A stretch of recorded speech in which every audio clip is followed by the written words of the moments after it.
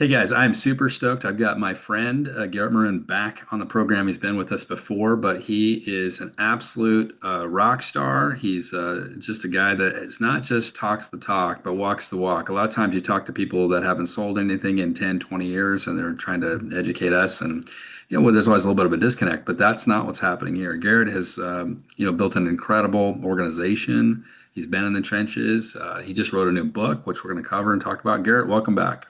Thank you so much for having me, Jim. I always love connecting with you, brother. I'm excited to be here. Yeah, yeah. You got so much to tell and so many great stories and just a I whole appreciate it. wealth of experience. But let's just back it up for just a minute because there's going to be some people that haven't heard you or seen you before. A little bit of background, and then we'll jump into some of the new stuff you're doing. Yeah, brother. So, man, been in the industry for 11 years. Started in 2014, started on a team, went and started my own team 2016 and built that out, had tons of different variations of that, right? It's been an amazing ride. I've sold 650 homes in 11 years, all exclusively by referral. I'm not from this area. I've never done an open house. I've never bought a lead. I've never cold called. It's been, relationships from day one. And I've been super fortunate to just focus on that and build that business.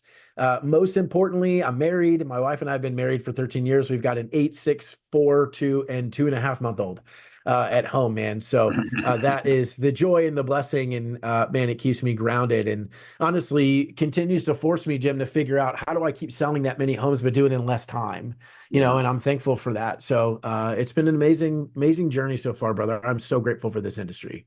Yeah, it's interesting, and you and I share this. I think, your first 6 months, like my first 6 months, wasn't, we weren't like breaking down doors in production or anything. No. And but you figured it out. I mean, you figured out a model for success, which I talk about you a lot in my seminars about how you're a guy that's totally bucking all the trends. I mean, we're told you go out and buy online leads. You've got to dominate on social media. You've got to, be doing all of these things, like you're saying, cold calling and door knocking and, all these things.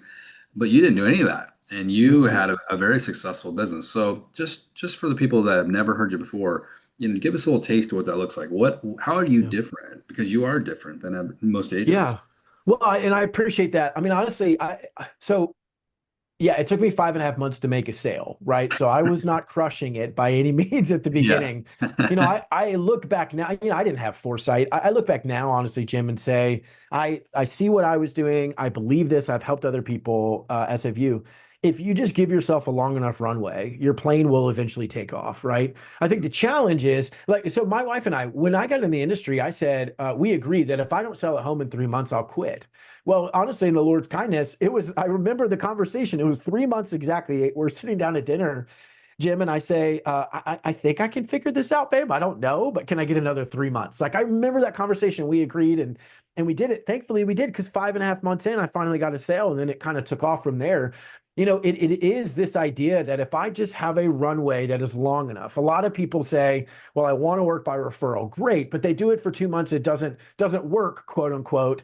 Yeah. And then they move on to something else because these companies are good at selling you hope, right? Yeah. Zillow Yeah. sells hope. That's what they are. They're a hope dealer. And Mhm. so they say, well, I'm going to, basically it's a Pez dispenser. You put money in, I give you a business. That's not true either, right? So I think for me, I was only 27 at the time when I started.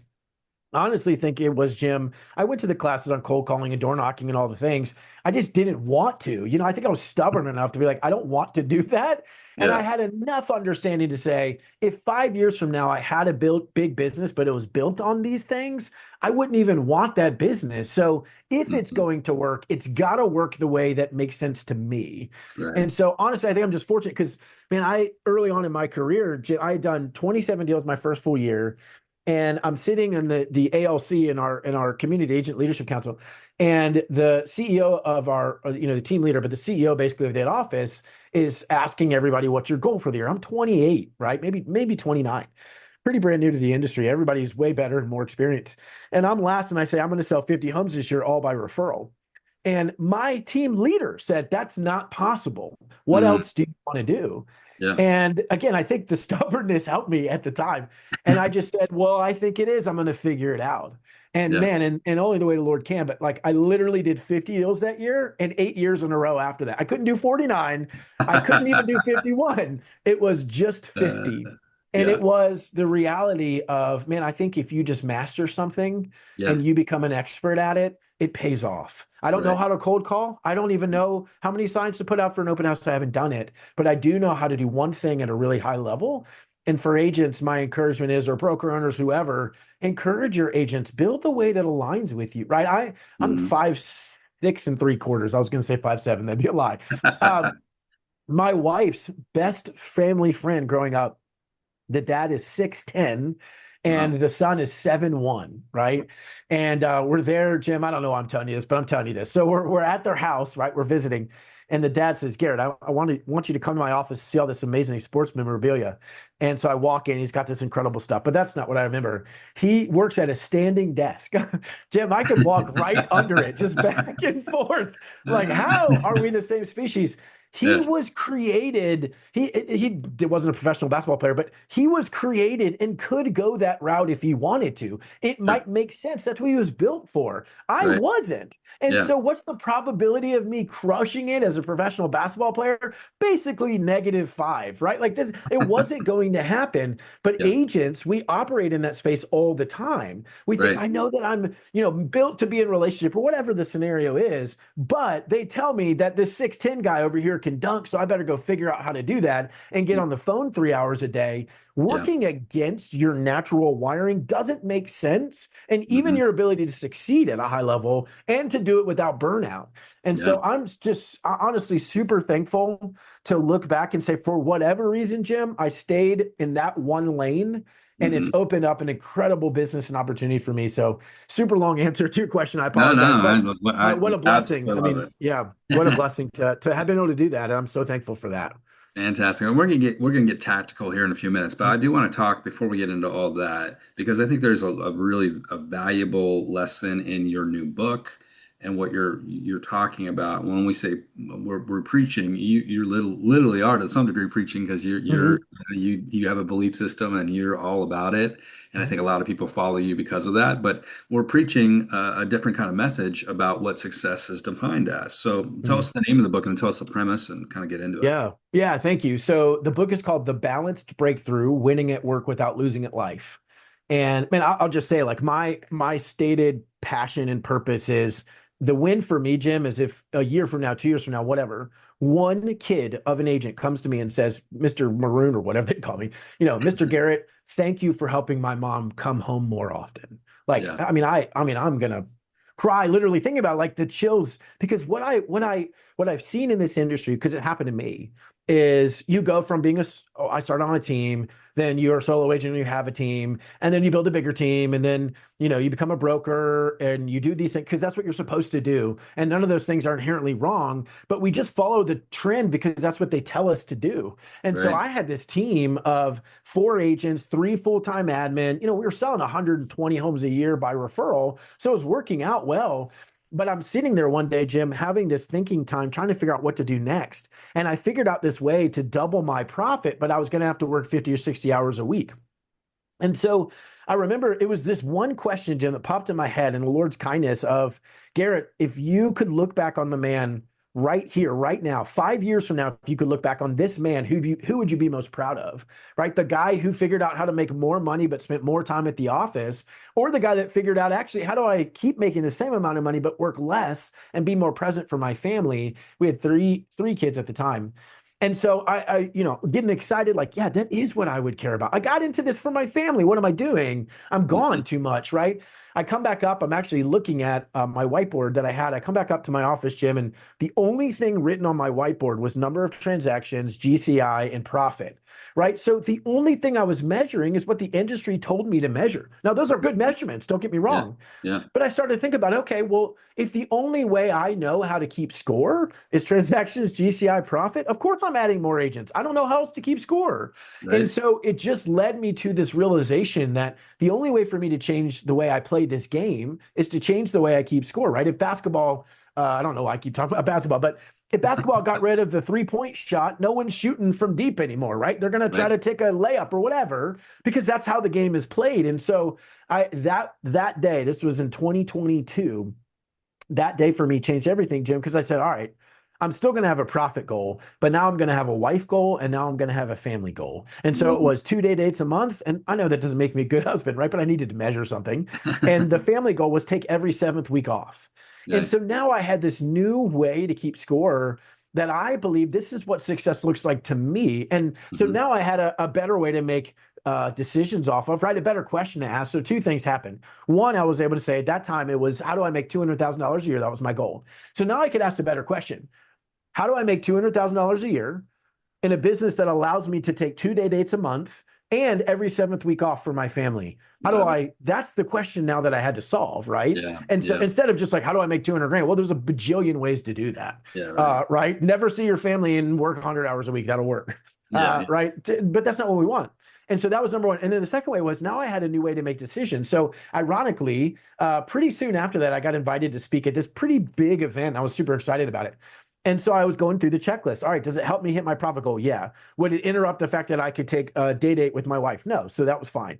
It happened to fall on the seventh week off I'd committed to my family. And I had to say, I appreciate it. The answer is no, I can't. Mm. Yeah. And I mean, it's hard for me to even say that now, honestly, but it was now I had a new way to keep score from me, Yeah. right?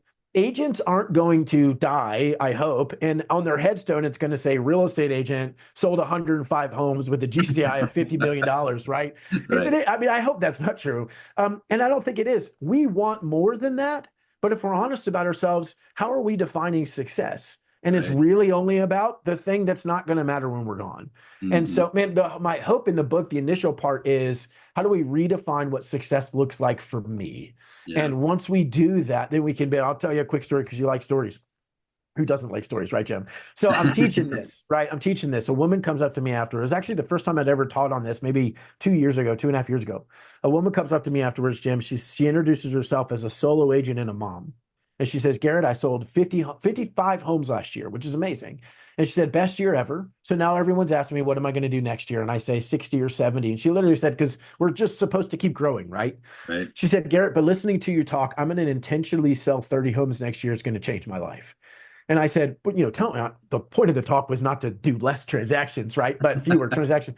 But I said, tell me why. She said, Garrett, I got into this industry because my 9 to 5 didn't let me pick up my daughter from school every day. Guess Mm. what I've never done because I've been so busy selling homes. There I'm you going to go. intentionally sell 30 homes is going to change my life. And I thought, man, I Awesome. wish I had gotten her name or info. I don't know who she is. I wish I could follow up with her, right? Hmm. But if that's true, and if that's what she's going to do now on purpose, she created a different scoreboard that Yeah. changes her life. It changes her daughter's life.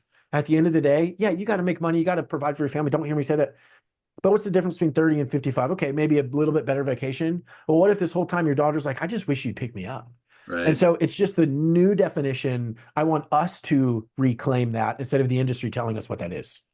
I think it's really interesting what I'm hearing you say. It's life design versus business design. You design the life you want to lead, and then you create a business that supports that lifestyle, right? 100%. That's right. Which is a really a radical way for most people to look. I think we get caught up in it's got to be bigger, better, better, all the time. So Hmm. I think it's really, really good. Yeah. The the idea behind that too, it's interesting when you say this gal is going from 55 transactions down to 30, where a lot of people that would be such a big aspirational goal to get to 30. It's all Mm, mindset, right? And mm, the mindset is where you're at sometimes feels overwhelming to some people and not to others. It's mm, just where you're at in your business plan, right? So That's really, right. really interesting. So Yeah. let's talk because I know you get into strategy in your book. Mm, What's the strategies around this? I mean, how do you yeah. live this?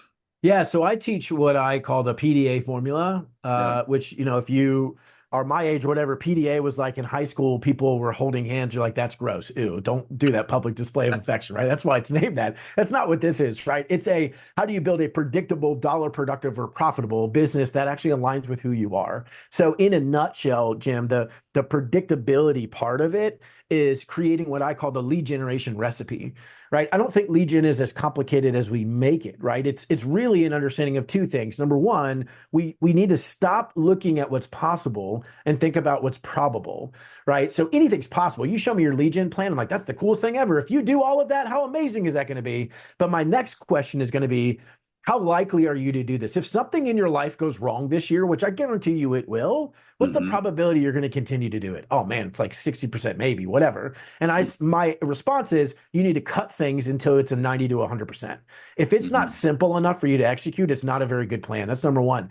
Part two of that is the lead generation recipe. It's this idea of grandma's secret cake recipe. She didn't go on Google or ChatGPT and ask for one. She said, I bet a cake would taste good if I put this much flour and eggs and chocolate, and I don't know how to bake, whatever is in it. And I'm going to put those ingredients together. These are the specific ingredients. I'm going to mix them. I'm going to put it in the oven to bake. And when it comes out, I'm going to taste it. And if it's not perfect, which it wasn't the first time, I'm going to completely scrap it or I'm going to tweak it. I'm going to tweak and taste until it's perfect. That's how she got her secret recipe. My opinion and what I did and hope that other agents will do and have helped agents do, create your own lead generation recipe. What does that mean? You say, I want to generate 10 deals from social media. Okay, well, let's just create a recipe and test it. That could be, I'm going to do one personal post a day and one business post a day for 30 days. Great. You've got your ingredients, mix them together, right? Put it in the oven. And when it comes out, you get to decide, my goal was to generate 3 new potential buyers and 1 signed buyer, whatever it is. You get to look and say, did it produce the cake that I wanted it to produce, right? And you also have to stop and say, did I actually put the right ingredients in? Did I do it for 30 days or did I not? But all you're doing is looking at it really simply. Hey, I did it for 30 days and it didn't work. Okay, maybe I need to do 2 videos next week or next time, 2 personal videos and 1 business. I'll try that and just see, right? We just jump around too fast in our Yeah. industry instead of saying, for me, it took me 3 years to nail my referral system, right? Hmm. But it was small changes like, okay, maybe I could do this and maybe I could try that. And then I have a recipe that creates 50 deals a year and under legitimately now 5 hours a month. It took me a long time to do it, but it Hmm. was worth doing. We Yeah. just are too hyper about it, right? It's as simple as create whatever your recipe is. Again, I'll tell you a quick story, Jim. I was selling for a little while my monthly touch plan. So I'd sell to agents for $50. Here's exactly what I'm doing this month to generate referrals. Here's my mailer, my email, whatever. And an agent calls me, Jim. You won't be surprised. An agent calls me. She says, Garrett, I need to cancel. And I said, I totally understand. Can you tell me why? I want this to be great. And she said, well, it doesn't work for me. And I was like, oh, that's surprising. I've helped a lot of people. It's worked for them. And so I said, well, how consistent were you on it? She said, well, not very consistent. I said, Mhm. okay, well, what pieces were you missing? She said, Garrett, honestly, I didn't do it. And I said, well, of course it didn't work. You didn't work it. I don't understand. How is that Yeah. not obvious, right? That the Right. problem is you might have a great recipe and say, well, it doesn't work. But if you were baking a cake and you left out the eggs, well, of course you left out a piece of the ingredients, right? So I think if we just think in a simple recipe and understand what is probable, how likely am I to actually execute this for the year? Probable, not possible, right? Anything is possible like a dunk. It's very Hmm. improbable or improbable, I would. So that's the predictable. And then we just create more consistency, right? Because we're doing the same activities, doing the Yeah. right activities. The dollar productive, excuse me, the profitability is what I've seen and what I've been fortunate to experience is it's pretty common in our industry, right, Jim? As I spend $1 and it produces $5, like that was great. I'm just going to keep doing that over Yeah. and over and over again for infinity and just keep doing that. Well, I believe that you should spend $1, make the 5, and then say, before I keep spending this dollar, I wonder if I could make that same dollar worth 10 or Yeah. worth 20, right? And so in my own referral system, I started and I was spending $2,500 on average on parties. I was spending $10 per pop by. I was sending out nicer mailers. And so I was spending a lot of money. Now I was getting a $30 return for every dollar, which is really amazing. I Yeah. think standard practice, we'd say, just keep doing that. Yeah. Well, I hate spending money. So I just said, how do I keep getting more out of this? So the first thing I did, it's the recipe. I cut my party from 2,500 to 800, huge Wow. gap. Because I was trying to figure out, what do they really want? Well, they just want to be invited to something. Doesn't matter how crazy it is.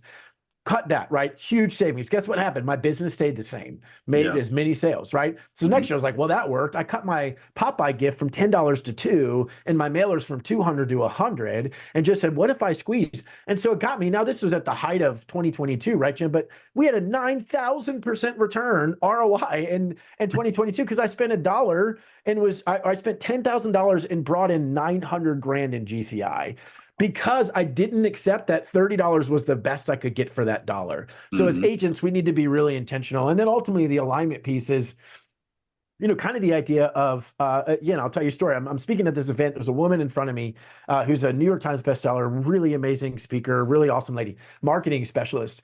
But I totally disagreed with everything she said. I didn't say that, right? But it was like, this is totally wrong. So she's telling this story of how Dolly Parton apparently goes to bed with her makeup on just in case she gets woken up by whatever and she wants to be seen the same way all the time. I'm like, Right. that sounds bad for your skin. I don't know. But, and so she makes this point. So the speaker's making this point that agents, this is your job. Figure out who you choose to be every day and show up that way every single day. And the reason I thought it was wrong was that sounds exhausting, right? I Mhm. don't know that I can sustain that. And so my view is stop trying to be who they tell you to be. Figure Mhm. out who you are and go be excellent at that. Yeah. That's your job, right? Right. How am I wired? I'm going to go excel in that. I was selling 50 homes a year. Like I said, I'd done that 2 years in a row, Jim. I hired this coach and I tell the coach, okay, here's my stated goal. I just want to work less. I'm happy with 50. I don't want to sell more. I want to work less. Help me with that. So at the end of our first call, Jim, she says, all right, Garrett, here's your homework for the week. You need to cold call 300 people. You need to door knock 100 doors. And I said, hold on. I built this whole thing by referral. I told you I didn't want to do that. Yeah. And literally Jim said, Garrett, if you don't do that, you're not going to be successful in this industry. And I remember thinking, I kind of feel like I am. So we get on the phone the next week and she says, did you do your homework? I said, no, I told you I wasn't going to do my homework. Said, Garrett, you're not going to succeed unless you cold call 300 people this week, door knock 100. Anyways, we got out of that relationship pretty quickly.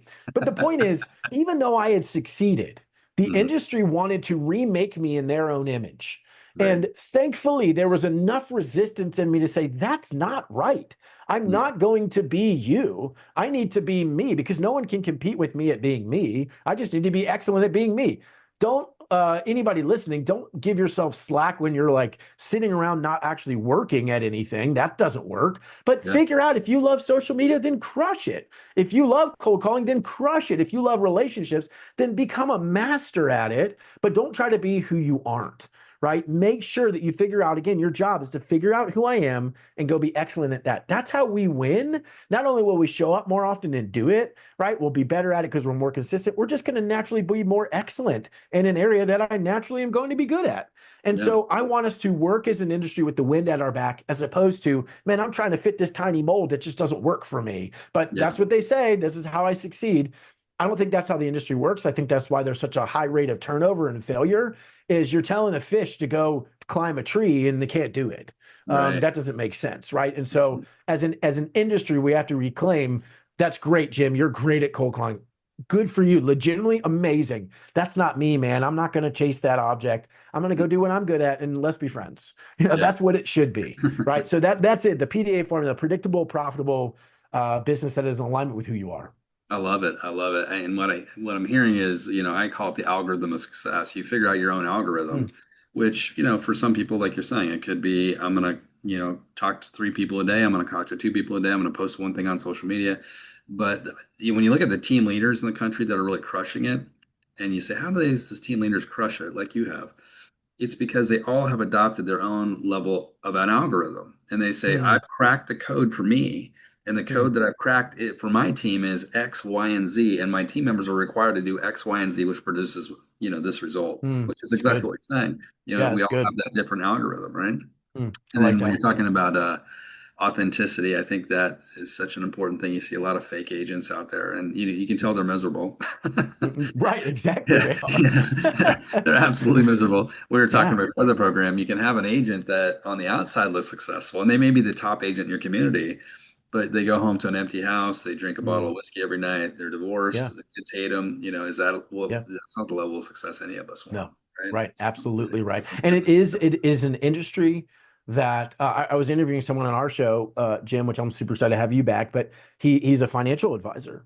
And I said, man, how do you handle the constant comparison as a business owner? And he said, honestly, Garrett, he works with a lot of agents. He said, honestly, Garrett, your industry is just way worse because not only is it constant comparison, which we all have, they also post about it every month to say, look who was better. Here's the number one and number two and number three, right? And everything. And that's in and of itself, it's not wrong. There's nothing wrong with that inherently, but it's that we've decided as an industry we will only celebrate one measurement, money and deals. I guess that's two, but kind of the yeah, same, right? yeah, yeah. That's the only thing we measure.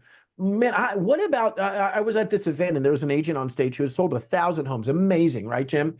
But she says along the way, she makes this offhanded comment like, I didn't see my family for 2 years, but they understand now. Here's what I did. And I'm thinking, hold on, how is Wait that a okay? minute. And I don't know her at all. Maybe she's an amazing woman. I hope she is. I don't know her at all. It's not on her character. But like, why is that acceptable? What about the agent who's like, I'm doing 10 deals a year because I homeschool my kids. This is where I want to be, and that's all I have time for. Can the industry stop telling me to do more? Can the Yeah. industry stop telling me that measurement of success is whether you make the leaderboard and get an Hmm. award at Realtor Prom at the end of the year? Yeah. Maybe this is what success looks like, right? I Right. applaud anyone who says, I'm intentionally doing this because Yeah. this is where I want to be. And I Yeah. think we can't, it doesn't mean that selling a bunch of homes makes you a bad father or a bad mother. That's not true at all. Those Right. things do not have a direct correlation. They could, but they don't necessarily. But the Mhm. reality is, what are you choosing to be excellent at? Because if your ambition in your work is keeping you from ambition at home, something's wrong there, Yeah. right? If you Yeah. ask your kids, do you want daddy to sell more homes or do you want him to be home more? They're going to say, I want you to be home more. Now, go provide for your family, Yeah. but don't go so far that you're just gone, right? Right. And the Yeah. industry celebrates you. Like you said, if you're the number one agent, they're clapping for you, you're taking selfies with people, but your kids aren't cheering. That's not success, man. I'd rather be the guy who was like fifth or 50th. Mm. And my kids are like, hey, you know what? Not they're not old enough to say this, but hey, you know what? You chose to be famous at home, and I'm really glad for that. Right? Yeah. They're the only Yeah. ones that are going to be left when we get old. So, man, that it's just like let's just be honest about what we actually came here for, and then let's Mhm. actually do it. Yeah. Right? Yeah. I was at a major franchise not that many years ago speaking, and when they'd invite any speaker up, they would say, "And how many transactions did you close last year?" As if it was a measurement of Mhm. every single agent that would get up. They'd say, "How many transactions did you close?" And how many, Wow. it was all about the measurement of worth was transactions closed last year, which is exactly what you're Mm, speaking about. Which, mm, it's mm. a bad way to look at the industry. Yeah. Um, Dangerous. Yeah. yeah, really dangerous. So I know everybody's going to say, "Wow, I love Garrett. Mm, I want more Garrett." So how can people, first of all, find your book, and mm. how can they go out and buy it, and then how can they connect with you more? Yeah, well, I super appreciate that. They don't know me very well. That's maybe why they want to learn more. I am honestly just an average dude trying to do my life in an abnormal way, right? And take as many people with me as I can. So I mean, I appreciate your kind words. Anyone can do what I've done. It's not special. It's just intentionality, right? So I hope that they hear that. If they want to go to the balanced with a D, thebalancedbreakthrough.com, it'll take them right there they want, right? There's free downloads. They can get the book. They'll be able to connect with me. And then Garrett, Garrett, Maroon, Maroon. Find me on Instagram and genuinely would love to connect. Like my heart is, I don't think this will ever happen, Jim, because I'm not that cool, as nice as you are. But I never want to be the guy that's like, I'm too busy to talk to the one-on-one agent. I had a call yesterday with a gentleman in Oklahoma who's a dad of 5 kids like me. And he found me and he reached out and he's like, Garrett, man, this has been really hard for me because not selling a bunch of homes. I just need help. And I was like, bro, let's get on a call. Yeah. And so for any whether they're broker or what I want, like I said, is the kid to come up to me and say, thanks for bringing daddy home. That's what I want. And if that Yeah. takes 1-to-1, I don't care. We'll do that. So I mean, I greatly appreciate you giving me the opportunity to come share.